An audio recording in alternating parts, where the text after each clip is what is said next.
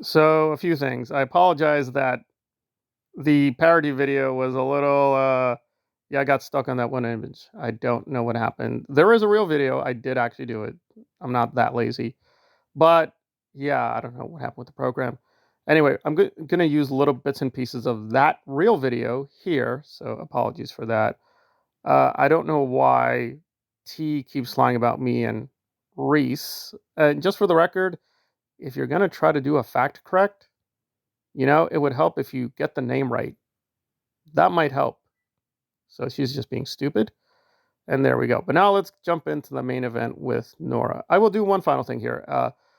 SOJ did an excellent video. It's very funny. I will do a summation hopefully soon enough, but I can't do all those in one video because we're covering a lot. So Nora put out this disrupt video. I'll be totally brutally honest. I watched about 30 minutes and it just seemed what it was. There was a hate fest with ZDT. Listen, Zero Dark Tony is an adult. He's a grown guy. He can defend himself. So, it just seemed to be meandering. They had a back and forth. And Nora was like, "Oh, I'm going to put you in the jail, Tona. I've been cataloging you and your evil." And let me just get to the substance of that before we jump into once more the McLaurie-Nora nexus.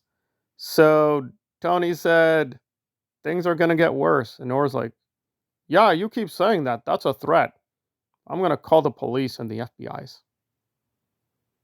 Yeah, saying on YouTube things are going to get worse is not a threat. But maybe Nora really does have something damaging, but saying things are going to get worse, really? So, frankly, it just seemed she was wasting my time. And I thought to myself, the first third of the video, because this thing is 3 hours long. But I was being fair to her.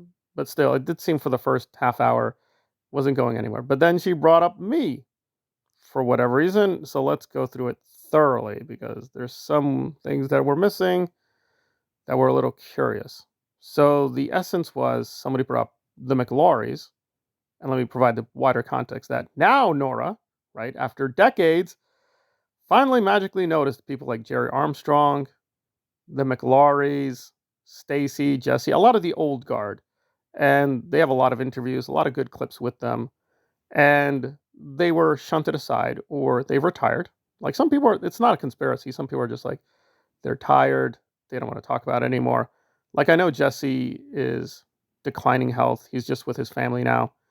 He posts some things, but he's not active in the fight. And that's fine. Listen, he's just, he's very old. And if he just wants to relax, that is fine. He's earned being relaxed. It's totally fine with me. But I think it's fair to say the McLaurys are still more active in countering a lot of the propaganda of Scientology. So now that she's highlighting their stuff, but not giving them any credit, some people in the chat are a little curious, like, what the hell's happening? And Nora's explanation, as always, is doing a lot of lying. But let me lay it out. So she says that, one, she didn't appreciate Mike's tone. That's Mike McLaurie.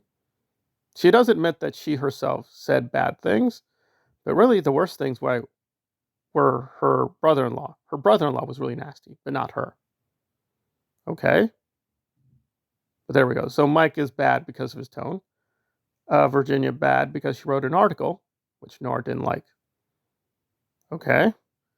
And also she finds some of their beliefs to be too crazy. Right. Got it. None of this is substantive. Also, a lot of this is not true. I mean, the way I understood it, I could be wrong. I've already done several videos on this, so I will be very short. Basically, they reached out to Nora for help. Nora said no, and then she got really nasty and crazy. And that is the record. That she was lying for Rinder and covering up for him. So maybe that's not what she was doing. I would assume the obvious. She's trying to create this false narrative of her being a hero. The McLaurys weren't really interested in all that. I don't think they cared about destroying that image. I think they were just concerned with getting help. And Nora was like, no, I don't like you. Why doesn't she like them? Because Mike claims to really know her father. And Nora challenges that. How she would know this because she was just a child, I don't know. But anyway, that's her story. But now, why doesn't she trust them today currently? Well, she brings up two reasons. And this is why we covered Zero Dark Tony.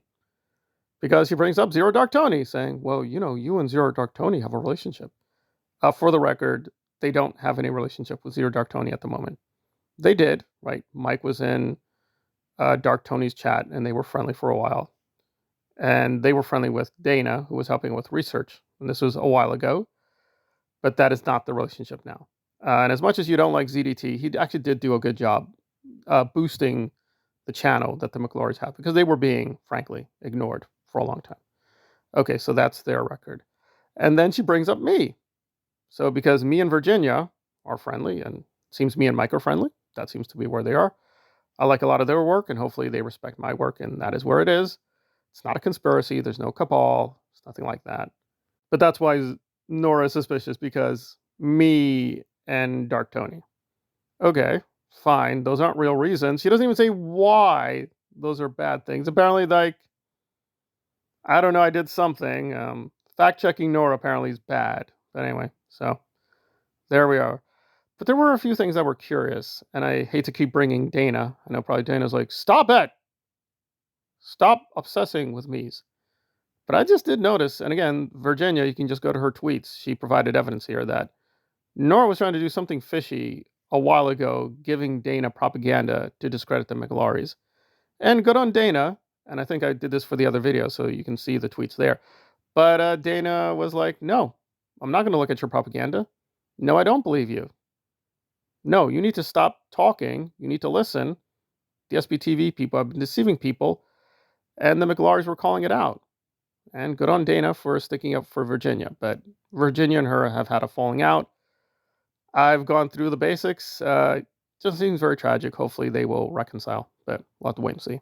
I just noticed that Dana was magically missing from her chain, right? So Zero Dark Tony bad, me bad, but now Dana rotting jewels. I guess she's okay.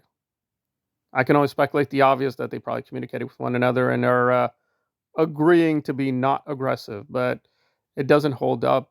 If she thinks that Virginia dealing with Zero Dark Tony or me is discrediting, what about Dana? I mean, Rotting Jules was doing research, which was pretty hard hitting and showing Nora was a liar. So that's why Nora was getting upset. But Nora didn't say anything about her.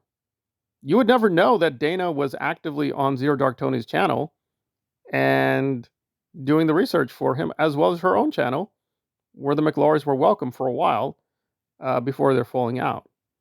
So that's a little curious. So, because if Dana does have some credibility with her, well, then you are a liar, because that's what Dana was saying. Now, Dana is not saying her research was wrong. She's just saying maybe she was a little harsh on Nora and apologizes for being a little too harsh. And I would agree that the main villains here are Aaron and Karen and Jeffrey. Like, they are the head Gestapo. You know, you want to be clear. You have to look at the worst people. It is Aaron, it is Karen, and a few of the other ringleaders. Nora's not a good person by any means, but she's lower on the scale, to be fair to her. So nowhere does she prove that the McLaurys were lying. She's not correcting any facts. She says that Mike's work is fine with the Guardian's office, but all she's going to offer is, you can email me, but I'm going to be very distrustful because, tone. The tone was really bad. And that is about it. So she didn't really say why she's not going to be promoting the McLaurys research. Right? She's just not saying why. She's just like, they took a bad tone with me. Well, remember, her channel now is devoted to protesters and to the real truth about Scientology. She will no longer hold back. She will not be contained. The Rinder and the Claire Headleys will not hold her back anymore. But now she's holding back again because they weren't talking to Queen Nora in the right tone. Yeah, it just seems like a lot of nonsense to me. Seems like she's obscuring the truth, but that is me. But as far as I know, the timeline is the McLaurys reached out. She was disrespectful. She showed what she really is, which is a toxic grifter. And the screenshots are immortal, right? They recorded and documented everything. And I'm sure at this point, the McLaurys don't care about that old thing. I don't think so. I'm just speaking for myself, not speaking for them. But for the record, it is there, right? That is the record. Whether Nora will ever apologize and acknowledge that record, probably not, but that is the record. But just on a final note for another Tony, because she's lying about that too. Now, Tony Ortega to her is a really suspicious, evil, blah, blah, blah, blah, blah, blah, blah. Because the main thrust of her video was this gold-based OSA conspiracy. I'm not even going to deal with it. It was really stupid and silly. but we will deal with it in due time. And it was really dumb. Tony doesn't make sense with that. Tony was never a Scientologist. So her story now is like, guys, I am the real whistleblowing ex-Scientologist. These others were fakes. Doesn't fit Tony because he was never a Scientologist. Also, Tony was promoting her. But now Tony is really, really bad, suspicious guy. Listen, you could be suspicious of Tony. I don't believe everything he says, but I think he's a good journalist. There's a middle ground where suspicious, but you take his information seriously. And I'm guessing I know why that Tony did promote her. His articles were friendly, but he was trying to be careful not to say too much because Nora's past is it's not good. It's not good, and we will get into that in due time. And so there we are. But yeah, she's revising her record about everybody. Aaron and her, we were friends, but he betrayed me. Really? Really? Oh, the McLaurys just don't take the right tone. And this Tony Ortega guy, he's just obsessed. I don't know. There's something wrong with him. You weren't saying that when he was promoting you. The McLaurys proved that too, by the way, that you were very friendly with Tony. So anyway, so just a lot of revisionism and not very intelligent or factual revisionism. And there we are. So there we are. So I can only speculate the obvious that Dana and her are probably very friendly now. But hey, I do have some faith Dana will redeem herself. But yeah, I don't know. It just seems they're getting close. I would just warn Dana. She doesn't like me very much and suspicious of me. But I don't know. If she thinks Nora's trustworthy, I just pray for her. I really do. I hope she gets better. But at this moment, yeah, that's why Nora is not going to promote the McLaury research because, tone. The tone is wrong. It's the tone, the Tony, and me. It's Tony, tone, and me. That's what it is.